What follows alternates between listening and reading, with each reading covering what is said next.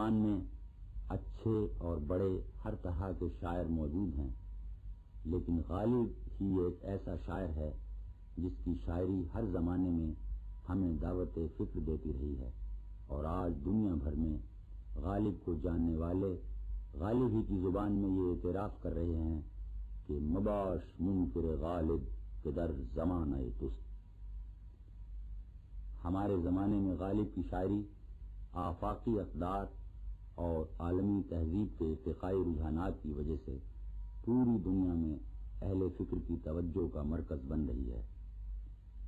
آج کا باشعور انسان جن پیچیدہ مسائل سے دوچار ہے، ان کی جھلکیاں غالب کے آئینہ گفتار میں صاف دکھائی دیتی ہیں۔ غالب کائنات کی ہر چیز اور زندگی کے ہر مسئلے کے بارے میں محض جذباتی انداز سے نہیں سوچتا۔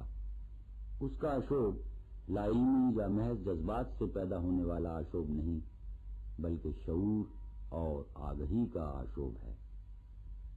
اس کی شاعری میں جذبات بھی سوچتے ہوئے محسوس ہوتے ہیں، اور یہ آشوب آگہی ہمارے عہد کے انسان کا سب سے اہم مسئلہ ہے۔ غالب کو زندگی بھر مصائب و آلام کا سامنا کرنا پڑا، لیکن اس نے اپنے ذاتی غموں کو ایک تندرست و توانا زندگی کی علامت بنا دیا، اور ہر بیداد زمانہ کو حیات تازہ کی دلیل سمجھ کر اس کا مردانہ وار مقابلہ کیا۔ غالب زندگی کی قوتوں کا شاعر ہے۔ وہ ماضی کے تمام شعری معتقدات اور تمام رسوم کہن پر ضرب کاری لگاتا ہوا گزر جاتا ہے۔ اسی لیے اس کی شاعری میں اشیاء کائنات بھی چلتی پھرتی نظر آتی ہیں۔ اردو شاعری کا یہ رند ہزار شیوا ایسی نگاہ شوق رکھتا تھا جو قید در و دیوار کو بھی بال و پر کی قوت عطا کر دیتی ہے۔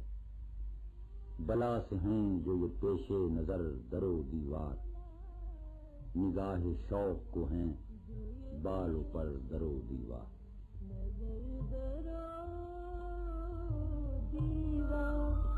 بلا سے ہیں جو یہ پیش نظر در و دیوار، نگاہ شوق کو ہے بالوں پر در و